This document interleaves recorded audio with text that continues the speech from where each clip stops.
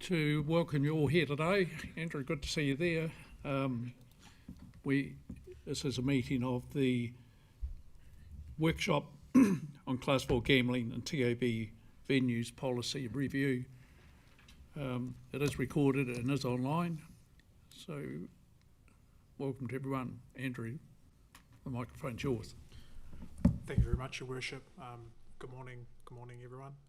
So today we'll be talking about Class 4 gambling and the TAB venues policy. Really the purpose of this workshop is to inform you all of why we have a policy, what it's supposed to do, that type of thing, and then also go through a little bit of the most up-to-date data from DIA around gambling in our district. Fundamentally, one of the principles of a review of this policy is that we must consider the social harms of gambling when we have a policy and when we set those policy settings. That's then also weighed against some of those benefits that people see from the funds that are distributed from Class 4 gaming societies to a range of organisations. So that's the process we'll be going through today, and just explaining a little bit about it, given that a number of you are new and perhaps haven't interacted directly with this policy before or been through a review process of this policy before. As a little bit of background, there are different roles and responsibilities for regulating gambling between local and central government. Fundamentally, local government has limited control over gambling as a whole, as a broad category of activity. However, we do have a direct responsibility, a legislative one, related to Class 4 gambling and TAB venues. With respect to TAB, it is just the venues. It's not how betting works. It's not how any of that works. Likewise with Class 4 venues, there are legislative maximums and legislative minimums with respect to things like numbers of machines. The way funding is to be allocated is not a matter for us to decide on. It is set by legislation, but we can have other rules around, for example, mergers, that type of thing. So just to be really clear, we have no role in regulating online gambling, and we have no role in regulating casino gambling, and we have no role in regulating lotteries. So our role is pretty narrow in terms of that scope of gambling activities. So why is it regulated? It's non-casino gambling, so that's what Class 4 is, or as people like to call it, pokies. These are the machines that are in pubs and clubs. They have to be run by what are called licensed societies. So these are the gaming trusts that operate within the district. It's regulated under the Gambling Act, and the reason for that is to control the growth of gambling as a broad activity and to prevent and minimise gambling harm. Part of that purpose section of that Act also talks about effectively providing a regulated framework for gambling to occur. So it's not necessarily an outright prohibition, but it's about managing the impacts. Pokies are seen as higher risk, a higher risk form of gambling comparatively. So compared to something like lotto, for example, which is a form of gambling, it is considered to be a significantly higher risk. It is recognised by the Ministry of Health as a public health issue, comparatively, the harm that can come from those machines, whereas the risk profile of lotto, for example, is considered to be lower, due in part to the way it functions. So there's less things like free spins or instant wins, that type of thing. With lotto, you've got to draw at a certain time of the week, that type of thing. There's a little bit of limitation around how long and how much you can spend on lotto compared to with the Class 4 machines. I'm happy to take any questions as we go if there are any. So feel free. Could you just, I'm just interested, and I know it's not directly to this, but what are the licensed societies? Are they actually set up as a completely, like we have incorporated societies, we have trusts? Is it a completely separate kind of an entity that is established? Yeah, so for those licensed entities, they are like basically specially established societies that operate gaming machines. Okay. Yeah. Thank you. So, for example, we have Grassroots Community Trust. They are a gaming machine operator, and they hand out, they operate machines at a number of venues across the district. There's a central and a trust. They're two separate but the same entities. They operate in slightly different geographical areas, and they then hand out grants money from that pool of money, which we'll get to in terms of that the way that money is distributed in some later slides here. Cool, thank you. In terms of those harms that I've already talked about, in terms of those harms that we need to think about, they're broad. There's not really a standardised way of determining to what extent those harms impact people. But the likes of the Ministry of Health, Problem Gambling Foundation, they talk about things like at the lower end of the spectrum, talking about relationship breakdown. So people's personal relationships are strained from people's behaviour, but also ramping up to criminal behaviour, particularly in the fraud space. So people will commit financial crimes to fund problem gambling, their gambling addictions. So there are a spectrum of impacts, and those cases of, for example, financial crimes, oftentimes they're from loved ones or trusted individuals. They're from an employer or from their own family, as opposed to Joe Blogs randomly out there in the street. So there are some real connections between families and this problem. Through the chair, just an observation. Interesting that the focus is on the gambling and not the alcohol being served in the bar. And a lot of good comes from these pokie machines. I know our charity has benefited hugely and been able to put that to good use within the community. So I guess that's the discussion, isn't it? The pros and cons. Through the chair, we'll get to in terms of the money that's been allocated back to the community that comes up in the slides. So in terms of when council is regulating Class 4 gambling, our policy must specify whether or not Class 4 gaming venues may be established at all, and if so, where they can be located. The policy may also specify additional restrictions. There's a bit of a list there, and then again reiterating what we cannot do with respect to Class 4 gambling. So controlling operation hours, that type of thing. In terms of where the machines currently can be located, according to our policy, there are 3 areas in our main town centres. So you've got the Turangi sort of town centre there, you've got that the shopping area, the little area of shops in Mangakino, and then the Taupō town centre. There are 11 venues total, operating 149 machines. 1 venue is in a medium deprivation area, with the other 10 being in high or very high deprivation areas. The reason that's relevant is that machines being located in high or very high deprivation areas is considered a significant risk factor. However, it's important to note that with respect to Taupō Town Centre in particular, it's listed as a higher deprivation area, but in part that's because it's a business area, location, which means that the number of people that do live there, which is small, oftentimes don't rent rather than own property, that type of thing, which increases that deprivation score. So there's a little bit of a disconnect in particular for that Taupō Town Centre area, which is noted there on the slide. And more information about these impacts will come through in the social impact assessment, which we will develop as we go through this policy. Through the chair, if there is a club or pub or organisation that has pokie machines, I'm just reflecting back on alcohol, you have to be a responsible host to sell alcohol. If you recognise a problem drinker or someone's gone too far, you are obligated as the host to act on that. Are there similar provisions in legislation for gambling? With respect to problem gambling, there's some just host responsibility type stuff, like for alcohol, but for gambling, I suppose. Yeah, I'm not sure to the extent that it goes, if it's the same with alcohol, where you've got that very strong legislative obligation. Brian, anything with respect to that? Is it at the same level as alcohol licensing? No.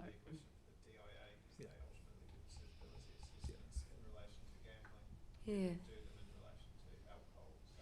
Yeah, I just think there should be some onus on the bar and club as well, given that they are paid to have those machines in their premises. I think there should be an onus on them.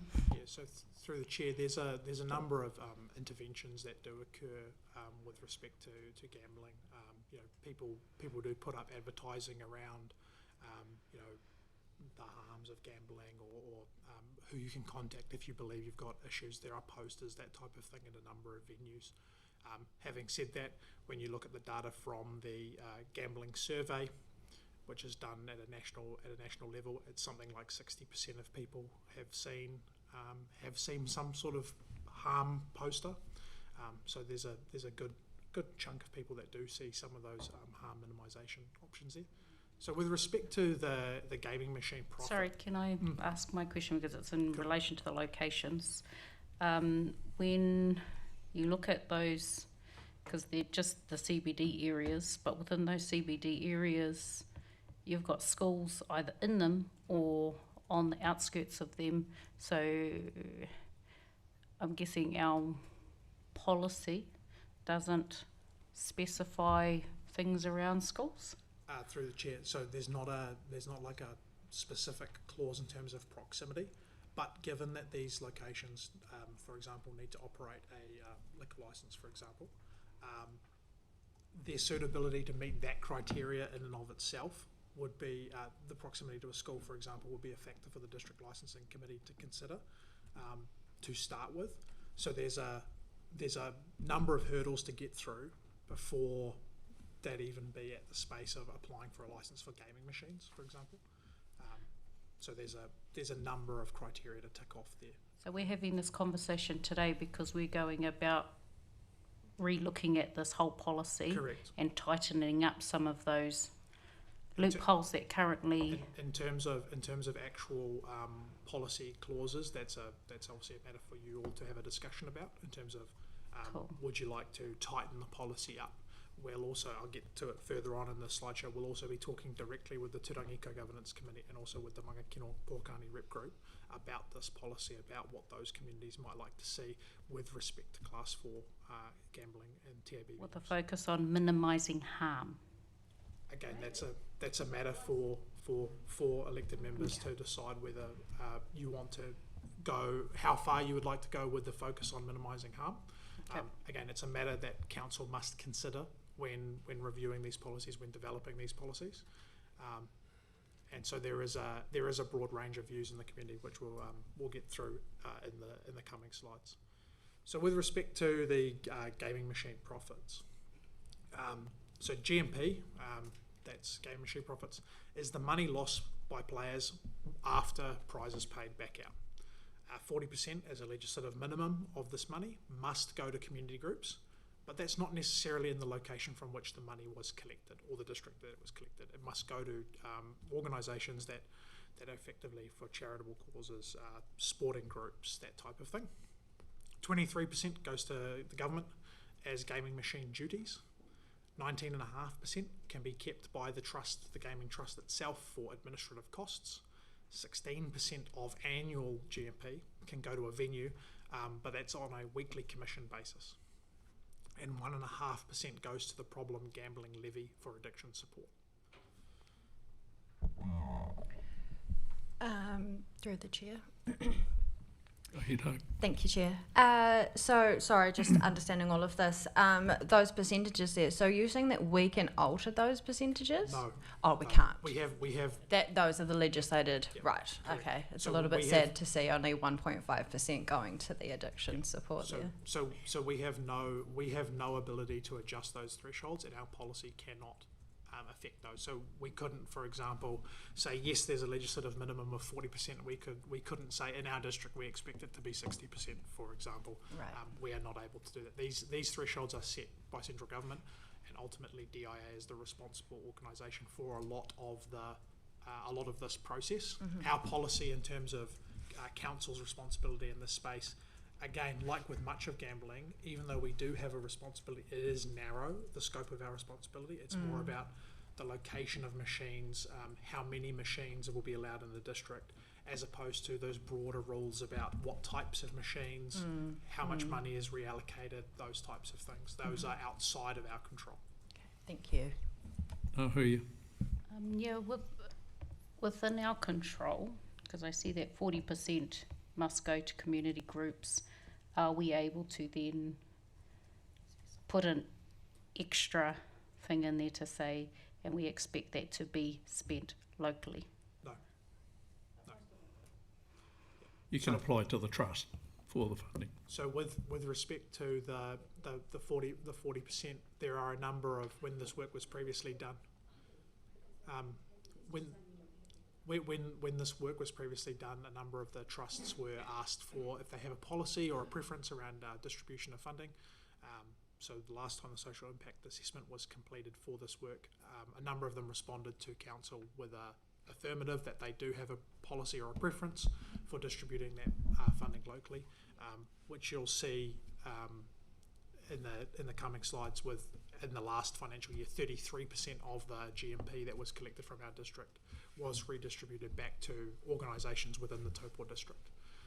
So a good portion of that money is being redistributed, at least in the last financial year. So with respect to GMP, 11.6 million was collected from the Taupō district communities.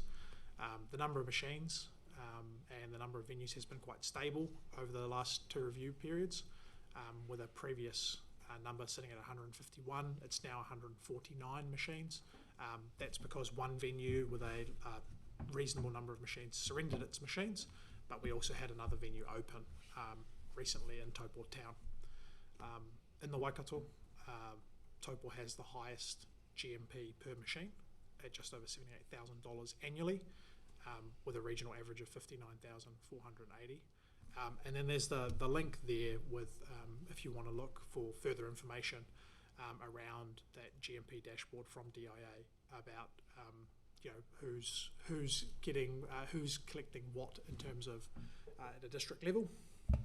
Unfortunately, they don't go down into a deeper down level with respect to like SA2s, for example, or townships. It is very much at that aggregate, at that district-wide level. So there are some limitations in the data there. In terms of community grants, so this is probably one of the most important aspects of the gaming machine process. As we talked about, 40% of the money has to be given out to those respective causes. In the Taupō district, $3.8 million worth of grants were given out in the last financial year, according to the granted dashboard. And that's equivalent of 33% of the GMP that was collected. Grants are given out to a range of community groups and not-for-profits. So in the last financial year, for example, the Search and Rescue Helicopter Trust was a major recipient of some funding from one of the trust organisations, from one of the gaming trusts, which helps support them do the work that they do.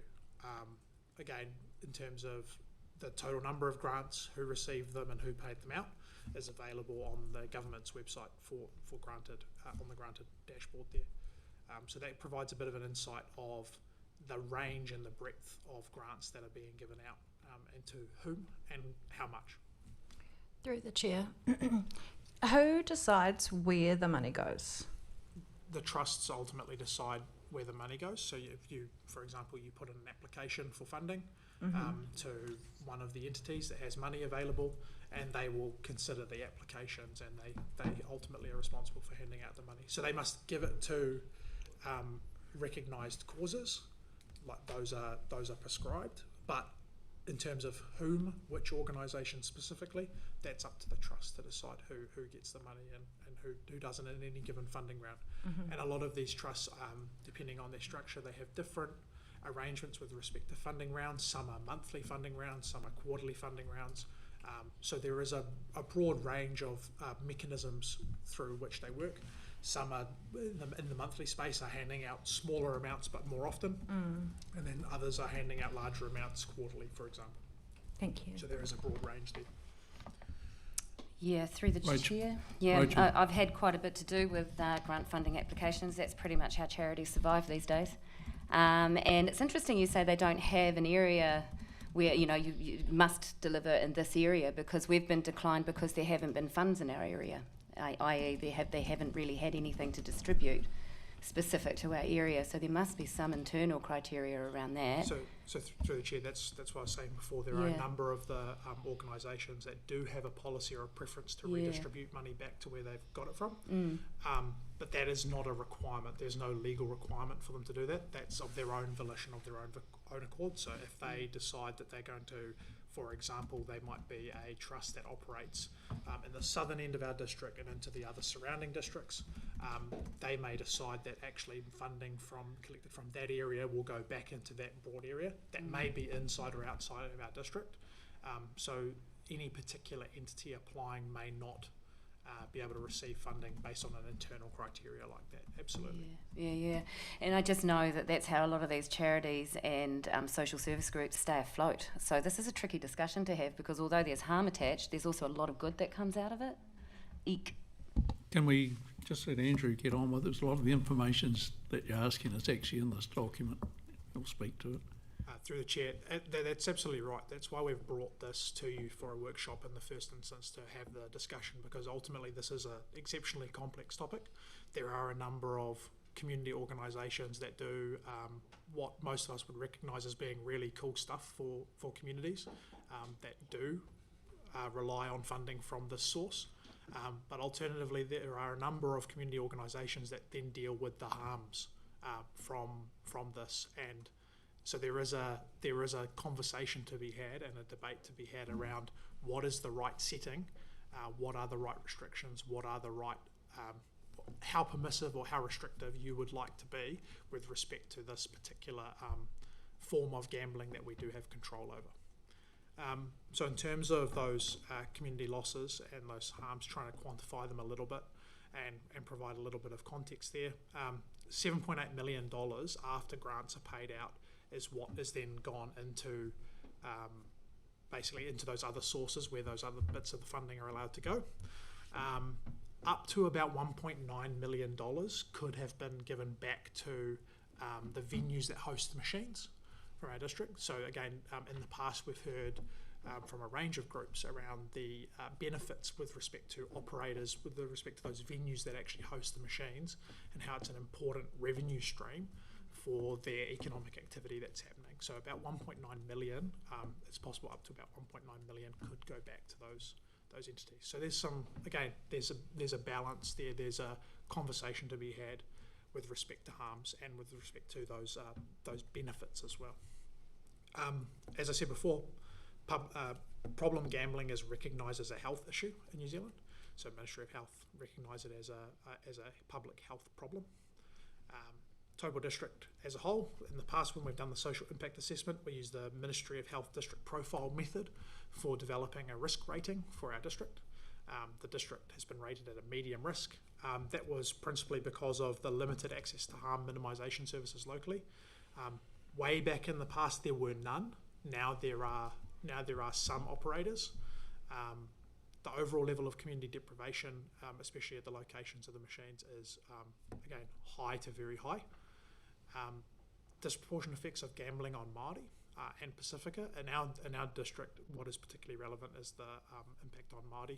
Māori make up a larger proportion of the local population than the national average here, so that drives up that risk profile.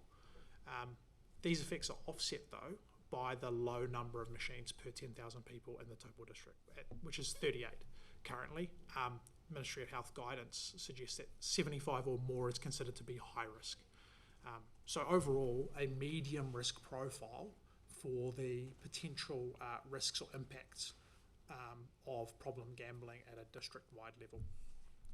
That's not to say there aren't different challenges in different parts of the district that are specific, but again, as I said, that data is quite limited because it's often not collected at the SA2 level or the settlement level, for example. So it's very hard to really get down into the specific impacts. So in terms of Council's current policy, it's relatively permissive. It allows for a total of 164 machines in the district. So the Council in the past has manually adjusted that number downward over time as natural attrition has hit machines, but has always allowed for a buffer or a slight number slightly above whatever the current number of machines was. That allowed for some headroom for if a venue wanted to open within the district. The current policy allows relocations and mergers without much in the way of restriction. So aside from it must be located inside of the mapped areas, there are no other restrictions. For example, other districts near us they put in restrictions such as when you're going to do a merger, you need to have the lesser of 80% of the total machines combined, or the legislative maximum, whichever is the lesser of the two, for example. So they put some downward pressure on those numbers of machines and the concentration of machines. So there are a range of interventions which we'll get to. So as I said, it restricts the location, and it doesn't have a sinking lid. So that means if there's machines that are surrendered, like we saw recently, some machines from one location were surrendered, there was machines available to be had, so a new venue is able to open, provided it meets the criteria of the policy.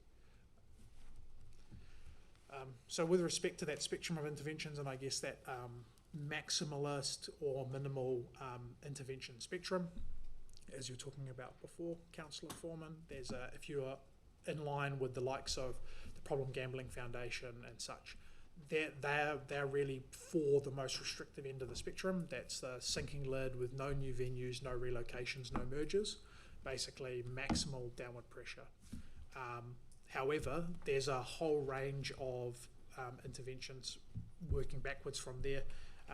There's one area near us which has a very permissive policy, which doesn't have new venues are allowed, there's no maximum, allows mergers and relocations, and there's no specific mapped areas. They just mention that it must operate within compatible district plan environments.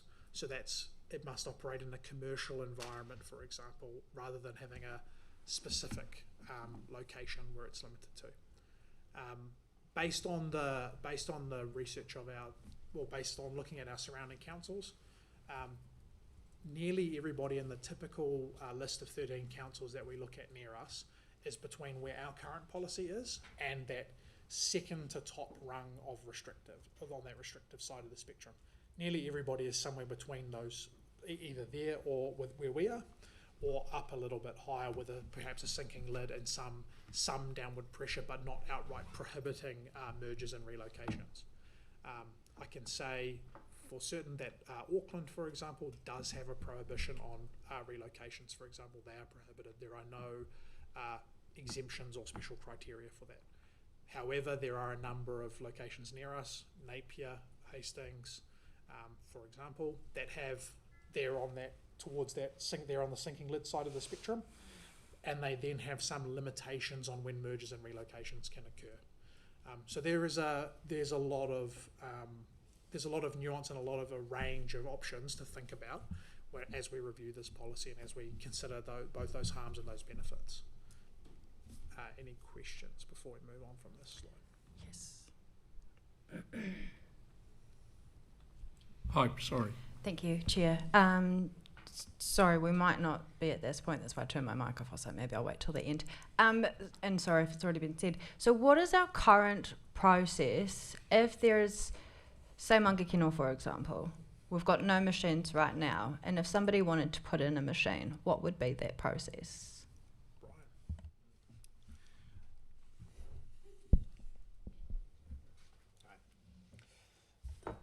So essentially the process would be that the licensing trust makes an application to us outlining how they meet the policy. So the ones we've received basically just gone step by step through the current policy and said how they will comply with this. We then assess it against the policy.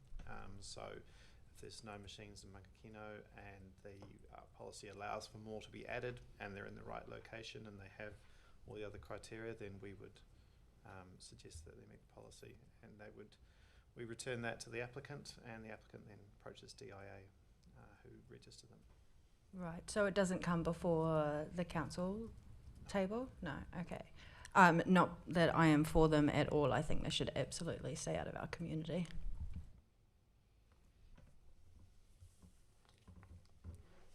Any other questions before we move on from that sort of spectrum of intervention slide? So in the past, when we've consulted the community on this topic, there's been a very broad range of views, as you can well appreciate, as has kind of already been aired around this table this morning. There's been questions specifically from the Turangi and Mangakino community around the mapped areas. Are they appropriate?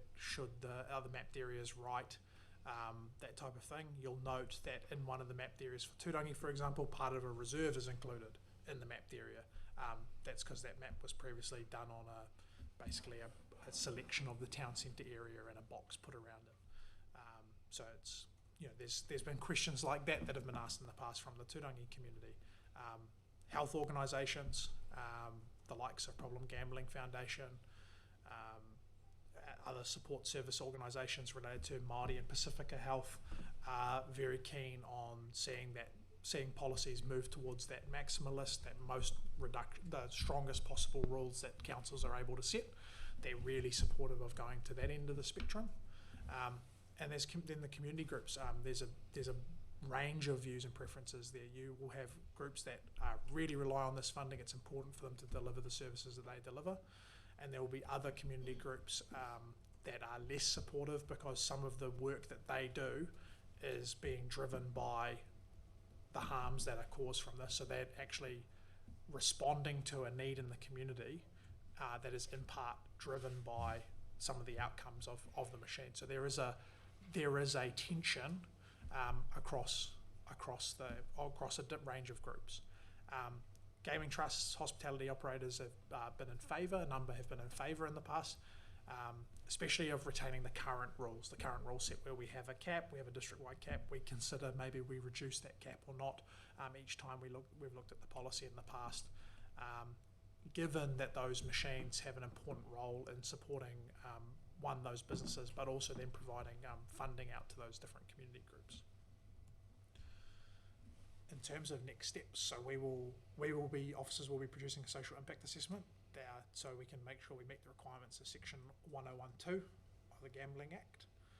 So that will cover some of the topics that we've discussed today, but also getting a little bit of more detail on deprivation, trying to find some more of the data around grant funding, estimates of problem gambling harm locally. So in particular, the Ministry of Health publishes data on the number of people who have actively sought support for problem gambling in the last 12 months. We will also be speaking to the Turangi Co-Governance Committee and the Taupo-Kaingaroa representative groups in September with reports, again informing them effectively of this information that you've been presented today and seeking any views and preferences that those committees may have with respect to those particular communities. And then in light of that early feedback from those rep groups and the social impact assessment, we will review the policy and provide a recommendation to Council on a reviewed version of the policy. Council will then be open to consider that. You will have opportunity to provide feedback on where you would like to go with that. And then we will adopt a draft for consultation with the community, which is required to follow the special consultative procedure.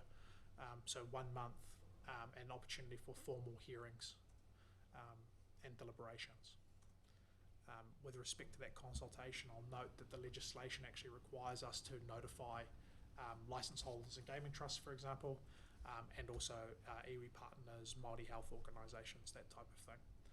We've also already given a heads up through the community korero to a number of groups that we will be giving it, I should say. It's not been sent out yet, but we will be giving a heads up to a number of those organisations that receive that newsletter who are in the space of receiving grants. So they're also aware that this work is starting and that they should keep an eye out on Council's website for when consultation goes live so they can make sure their views and preferences are also heard. So we get that range of feedback again on this particular topic. Happy to take any further questions. Oh, you're not even on red. Chair. Oh, thank you, Chair. Well, actually, we might have had the same question. How often do we do this review? That's not my only question. Kia ora. So every 3 years we're required to do a review of the policy, which we're required to look at it. Last time this policy was looked at 3 years ago, the council resolved to roll it over without amendment. So nothing had changed between the review prior. So the number of machines, the number of venues, GMP had roughly stayed pretty static between those two review cycles. So not much had changed. So the proposal given there was a number of issues on at the time, was to roll it Yep. over without amendment. And this can be a short answer because it's I've got one after as well. What year did we look at the sinking lid review? Was that like 2018? So I'm guessing. So not last review, the review prior to So that. about that 6 would've been years ago. 6 years ago, Yep. a sinking lid was put forward as a proposal Yep. For consideration. Yep. Council didn't adopt Yep. that. Cool. So yeah, question, but those are sort of my questions. But I guess just a comment, if I may, to the table, just where I'm at is I think it's really important that we review it, and I'm glad we are every 3 years, and really important to hear that feedback. I just encourage the other councillors that haven't had a lot to do with the community grant groups to spend this time before our next meeting to do some research and ask around who's getting community funding, because I spoke against the sinking lid policy. It would have meant that as gambling machines left the district, we wouldn't have been replacing them. And my question to the council at the time was, what's your plan on bringing $3.8 million into the Taupō district? When you look at you could even ask AI just to come up with a list of the groups that are supported, but every sports team, not even just the teams, but the associations. So soccer, netball, tennis, hockey, centre stage, riding for disabled, Taupō School of Music, and if we go through about our day over the next few weeks, is every bit of area, a lot of the areas of my life are touched by the money that does come in. I'm open-minded as to the review and what we look at, but I did just want to, every event, there'd be no Santa Parade, no Easter Parade, no Winter Festival. So it's a really interesting when you stop and look at where the money is coming in, age concern, literacy, Taupō Parent Centre, Project Tongariro, so doing research around and just asking them, because they'll all be trusts that are have budgets that are open. So it's just looking at those or asking the questions around, what do you receive is really important for us all to understand. Thank you for your time, Andrew. Not a problem. And through the chair, just to add to that, you can go onto the granted dashboard and you can see for the Taupō district, you can see all those organisations that have received money, and you can click down into the different trusts. If you use the DIA dashboard, you can see which trusts operate where, and then unfortunately they're not in the same dashboard. You've got to kind of pull two up at the same time, but you can look at the DIA in terms of who's the operator, and then you can look at the granted dashboard and see all the trusts, and you can say, right, who's operating from Taupō Town, and you go, right, who's that trust giving out grants to, and you can see who's getting the money and all that. That's all available to you on those two dashboards. Thank you, Andrew. Nicola. Mahui. Nicola's been. I've got a couple of things. I'm wondering whether first you could tell us what the time frame is for this first. Good. So, with respect to preparing a social impact assessment and reviewing the policy, we're intending to try and bring you a recommendation for the end of September council meeting. But as part of that process, before that, we are also talking, tomorrow I'm talking with the Mana Whakahono Working Group, and then after that we'll be taking a paper to the Turangi Co-Governance Committee and to the Mangakino Pōkani Representative Group at the start of September. So there will be a process there in terms of receiving early feedback from them, and then also another opportunity for those groups and for those communities to provide feedback through the formal consultation process, which will run after the September meeting. So there will be, in terms of full council, end of September, consideration of a possible policy and some recommendations, out to the community for consultation for 1 month, so we can collect all those views and preferences, and then in sort of November there'll be an opportunity then for hearings and deliberations. Okay. So then people can come and be heard. And are those hearings and deliberations going to sit with the regulatory committee or with the whole committee? At this stage, the intention is for it to be full council. Cool. The other thing is your list of those that you're going to consult with specifically. Do they include those groups that actually clean up the mess, not just receive the funds? Yes, so for example, a number of those groups that are in that space have already reached out to us. They oftentimes, before reviews occur, they reach out proactively to say, hey, we see a review's coming up, we'd like to be informed, we'd like to be kept in the loop. And they also do one of the things that they also do is distribute the information about when consultation opens down to the lower level organisations that we may or may not have a direct contact with. So, for example, the likes of PGF, they have a list of people that are related or in services related to that, and they distribute out consultation material as well to those different organisations.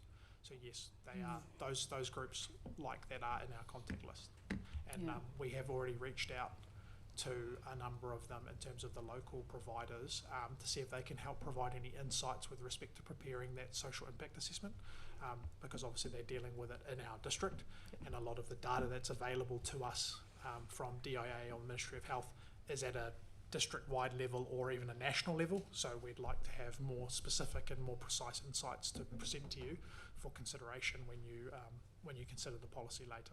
Yeah, because I know there are quite, like, by digging into that is because I know those data sets, this impacts Māori heavily.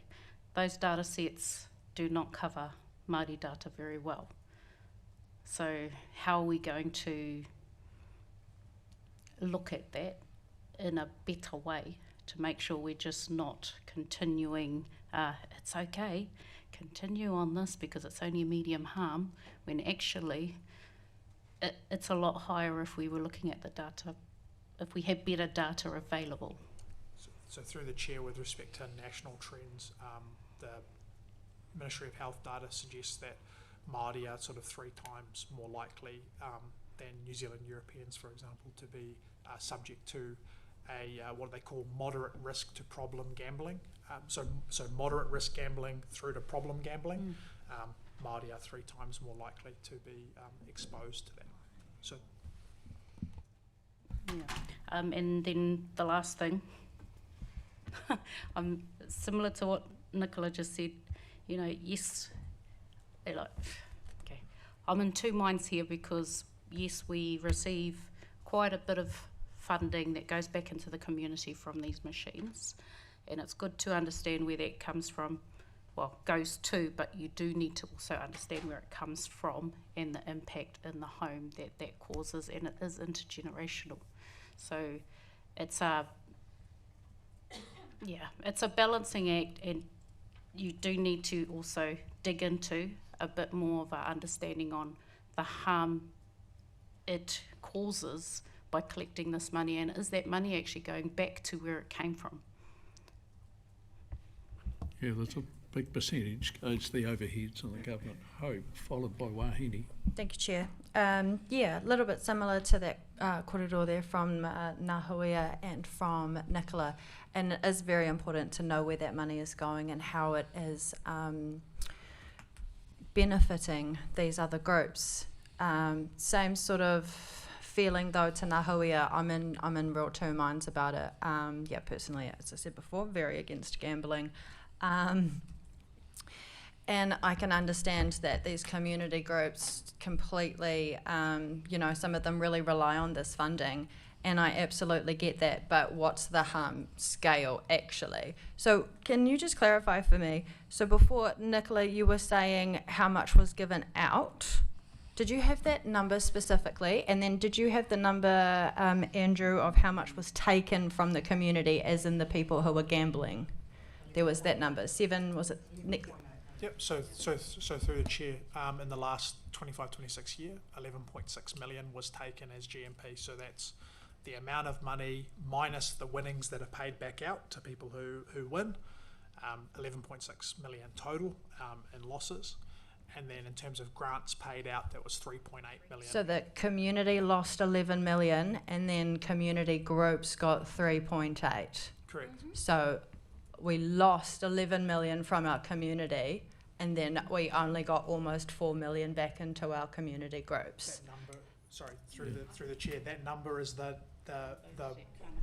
losses minus winnings. So losses might have been, let's say, 13 million, and then however much money was paid back out of winnings is taken off of that. That gives you that GMP number at the end. So that doesn't seem very great. It's hope it's not a good model when you look at what goes to the government, to the administration and to the venue. you know, if you had a better way of collecting money and disseminating it, that you'd take it. But this seems to work, but it's not. I've been a benefit of this stuff for the rescue helicopter in the past, not currently, and it was a good source of funding, but there's a downside to it. It seems to be quite a big downside to it, and especially in the economic environment that we're in, and people are struggling to pay bills. And I understand it's their addiction that's taking them to these spaces, but we're also allowing these spaces for them to go into. Thank you. Thank you, Hope. Wahine, you were next, but I actually bumped the mic off so Nicola could talk. Do we do this for all of the other high risk things within the community, like alcohol, like all of the other things, or are we? It just seems like a lot, and I'm trying to grasp, the intent and whether it's all about the money within the community, or if our main goal here is to prevent harm and risk within the community. It's not clear to me at the moment. What's also quite apparent is that we can do everything in the world in regards to gambling machine, but the number one thing that's spiking at the moment is online gambling, and we can't control that. So I'm quite stumped, and I'm just keen to understand, whether or not we actually have a process like this for all of the other much worse, in my mind, risks out there in the community. So through the chair, we have a legislative obligation with respect to class 4 gambling. Yep. So that process is a little bit different than some others, some of those other harms where we're given a specific role and then required to do this review process every 3 years. So it is a little bit different. It is a little bit different to some of those other areas where there are harms out there in the community that you can think of. So yeah, it is different, and that's really just, we've been given that obligation from government to conduct this, and we have a narrow scope of responsibility when it comes to these forms of gambling, and it is about that balance. You have to consider the social impacts collectively, harms and positives, and that is the purpose of the review, is to consider, has something changed with respect to those social harms and those social goods? Has anything changed? Is anything happening in our community? Should we modify our policy on the basis of that that type of thing? That is the requirements. Thanks. So for the other things that are not a requirement, that are not legislation, would we do that anyway because of the thematics of it? Would we look at things that may be causing even more significant harm out in the community, like the alcohol within the district? And is that something that we, could review on a similar basis, or be it not be required or legislation, but it's just as equally important? Like, come on. Is that... So through the chair, there is the opportunity for council to develop something. For example, alcohol is a good example.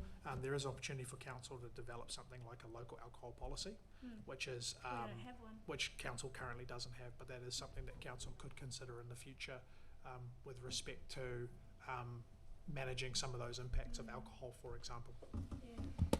Thank you. That's really good to know. Thank you, Wahine. Okay. Rachel. Yeah, I guess just identifying the difficulty in the discussion, because although this causes harm, there's also, it's in a bar. The bar is an unhealthy place to be as well. And we're not taking the same approach with personal responsibility there. So the discussion for me is what we can do to offset some of these harms, but still maintain the ability for our community to benefit, because we are not going to get rid of problem gambling. We're not. So let's bring the money in and make sure that it is going where it should go. So it'd be nice to see where everything's going and how much is genuinely going to some of these problem gambling institutions and so on and so forth. But I guess what it comes down to is what we are able to do. So if I've got this right, we can look at reducing the caps, potentially. We can redefine the maps so that they're more appropriate. We can address mergers and perhaps put a cap on what that merger might look like in terms of the number of machines. But again, I'm pro-choice on a lot of things, and I think personal responsibility is a big deal as well, and we aren't going to solve all of these problems, and I certainly don't want to throw the baby out with the bathwater. And knowing, as I do, working in the social services area, the community trust and community-led initiatives are all funded by this. This is almost always their seed funding to get started. So, yeah, I'll be interested to hear some more of the updates on social harm, and the hearings and deliberations will be interesting too. But just noting, we do have some options to reduce the harm. We don't have to completely cut things, and sinking lid is pretty extreme. Yeah, so through the chair, that's correct. There's a spectrum. There's, as is presented on the slides before, there's a kind of a spectrum of interventions. I mean, there's even some authorities take like I guess what you would describe as a softer approach to a sinking lid. They allow for mergers with very little in the way of restrictions. They allow for relocations, sometimes within a defined map area or a district plan area, and they allow those without limitation, really. They allow those to occur, but they say if someone surrenders machines, the number of machines comes down and stays down. So there's even a kind of a spectrum with respect to sinking lids, ranging from that at the kind of the lower end of the sinking lid spectrum all the way up to the the ideal framework, the most restrictive framework, which would be, you don't allow anything and you have a sinking lid, with that intention to put as much pressure as you can on reducing those numbers. So that is absolutely a place for council to have that discussion and have that debate around where on that continuum of interventions from basically nothing through to the most restrictive you believe we should sit. Obviously, officers will provide a recommendation to you, and we'll provide you with that social impact assessment and a report and everything that goes along with that for your consideration alongside that recommendation. So that is something that we will be bringing to you for you to have further discussion on before we consult the community on a proposal. So, Andrew, that social impact statement, will that be measuring, indicating the actual harm, the numbers? Is that what that'll be reporting? So with respect to those numbers, the best we can, we will try to basically get hard data on harms and on impacts, and on, for example, the number of people seeking support for problem gambling in the last 12 months, and the extrapolations that Ministry of Health do with respect to how that stacks up against what the number of people actually impacted by problem gambling in an area could be based on those rates. But obviously it's very hard to know, what the down on the ground final impact is, because ultimately we only deal with the people that are seeking help. Yeah. Those organisations only deal with those that are seeking help, not the ones that don't. So advice that was provided previously was from one of the organisations that deals in this harm space was actually to look at district court or the local court records and look at the number of offences that have been committed that had a gambling related element, particularly around that fraud space. So it's very difficult to get precise data because you've got to use a number of proxies effectively to develop a picture and an approximation of what that harm looks like. But where we can, we will try and provide that, the hard data where we can. Thank you. Appreciate you taking the time to come in here. I think we'll call it to a close there, and if we could just have the closing karakia.